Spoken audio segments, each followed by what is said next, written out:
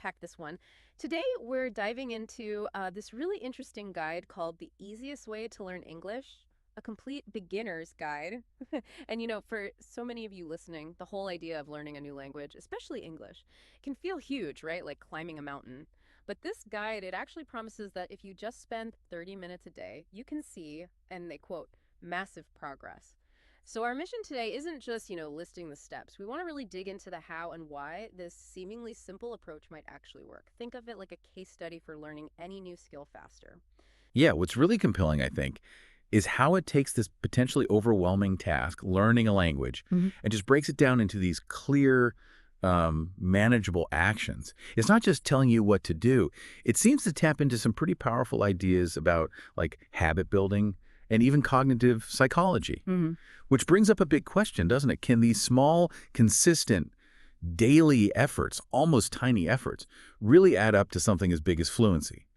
So we're going to try and pull back the curtain a bit on the sort of learning science tucked inside these recommendations. Okay, so with that framework, the guide really jumps right in. It doesn't waste any time. Step one is basically what it calls survival English, building that foundational vocabulary first. Right. We're talking about those super essential words and phrases you'd use every single day, hello, goodbye, thank you. The absolute basics. Yes, no, please. Exactly. It carves out this direct path to like immediate communication.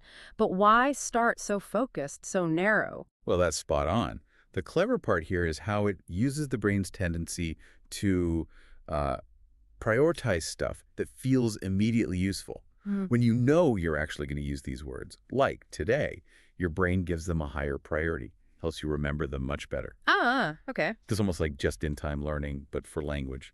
It's pretty brilliant, actually. And the guide suggests, what, just 10 minutes a day for this?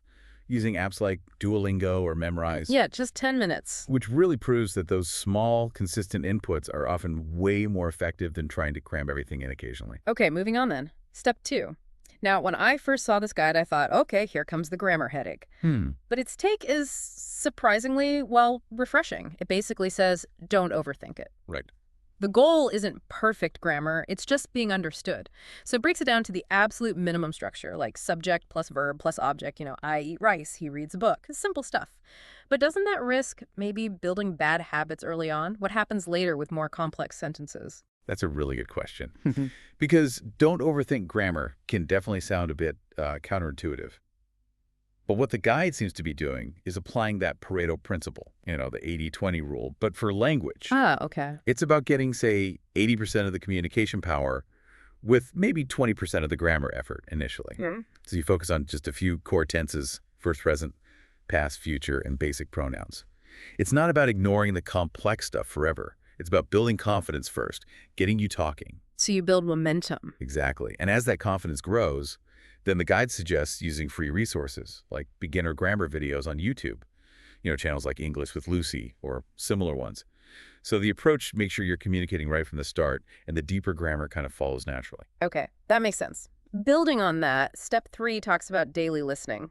Even if you don't understand everything yet, the guide claims your brain just starts to, quote, absorb the language. How does that actually work, though, if you're not consciously getting every word? How can watching cartoons or slow podcasts help? Yeah, it's not like magic osmosis or anything. It's actually rooted in this idea of comprehensible input and implicit learning. Even if you're not catching every single word, your brain is busy behind the scenes. It's identifying sound patterns, intonation, the rhythm of the language, common phrases. It's basically building the auditory map for English in your head, getting you ready for when you do start understanding more actively. Like how a baby learns. Exactly like that. Yeah. They soak it all in for ages before they start speaking coherently.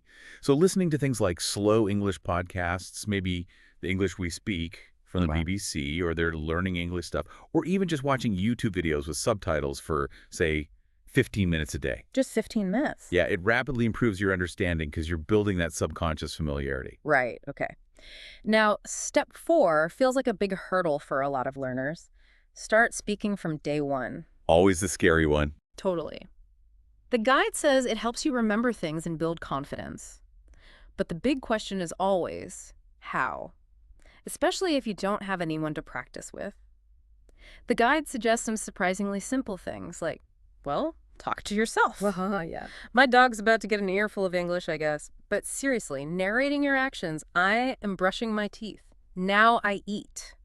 Is that really effective? Well, the genius of that advice, I think, is how it tackles what some call the fluency illusion. That feeling of waiting until you're ready, which often means never actually starting. Right, the perfection trap. Exactly. Yeah. By getting you to talk to yourself, it sidesteps that fear of judgment.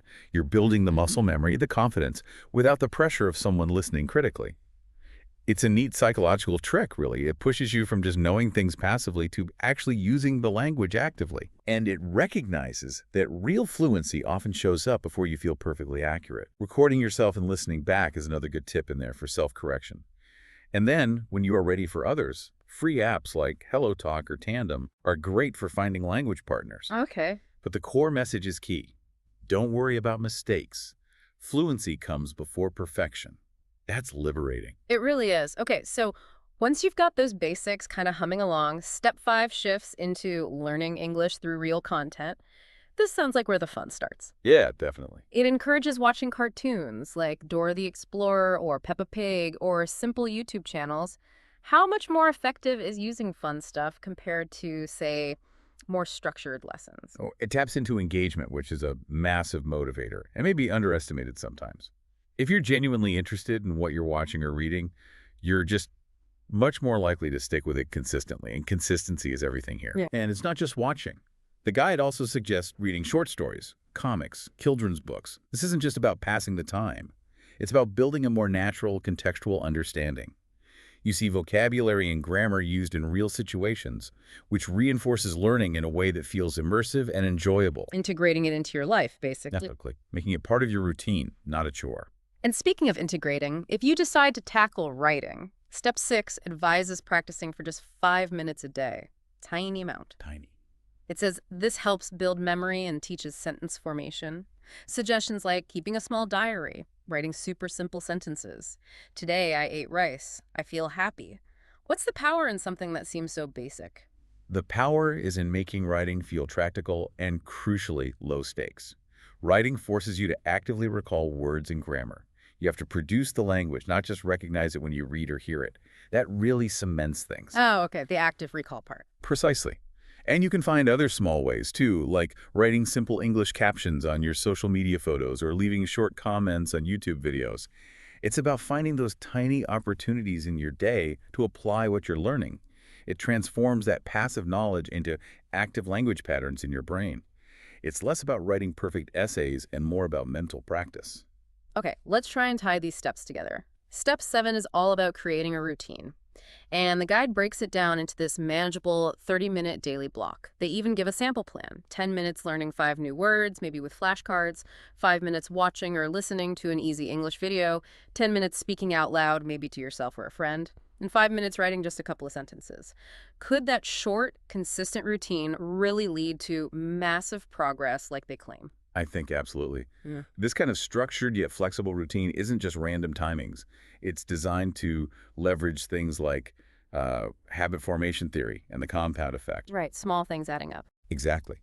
By making English a regular part of your day, even in these short bursts, you kind of bypass that should I or shouldn't I decision fatigue. You just do it. And that builds momentum. It's just like how tiny habits work in fitness or saving money. They seem small day to day, but over time. They make a huge difference. Precisely. So when the guide says stick to this for 30 days and see massive progress, it's banking on that power of consistency. Even small consistency is the engine for real growth. Okay, and finally, step 8. This feels important, avoiding common pitfalls.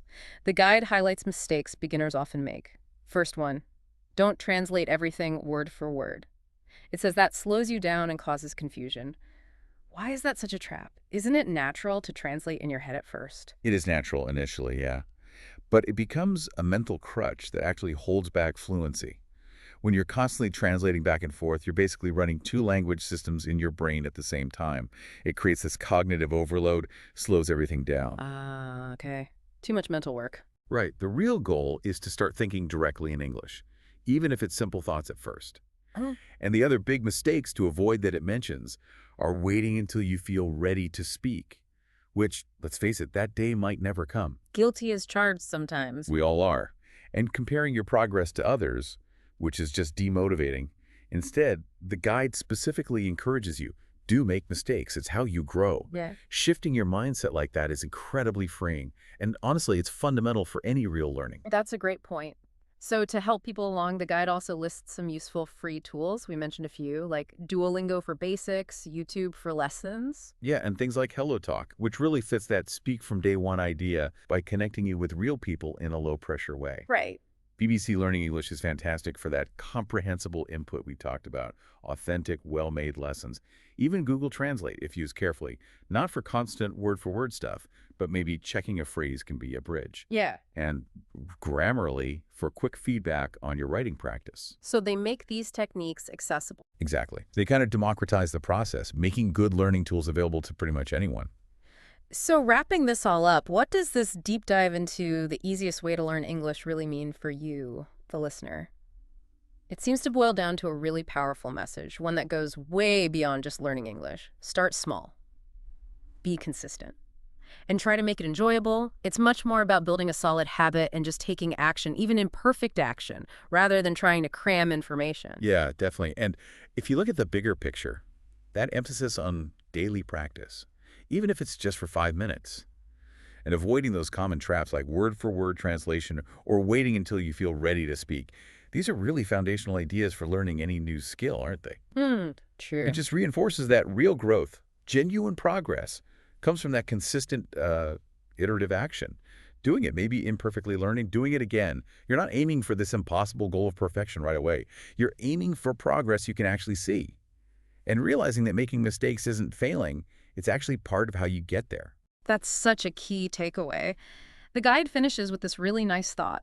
One day, you'll surprise yourself by understanding and speaking fluently. Think about what that surprise really means. It's not some overnight magic trick, right? No, not at all. It's the result, the accumulated effect of all those tiny, consistent steps you took day after day.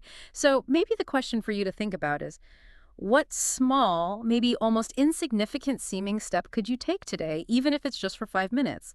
A step that would let you look back maybe in a few months, maybe a year, and genuinely surprise yourself with how far you've come.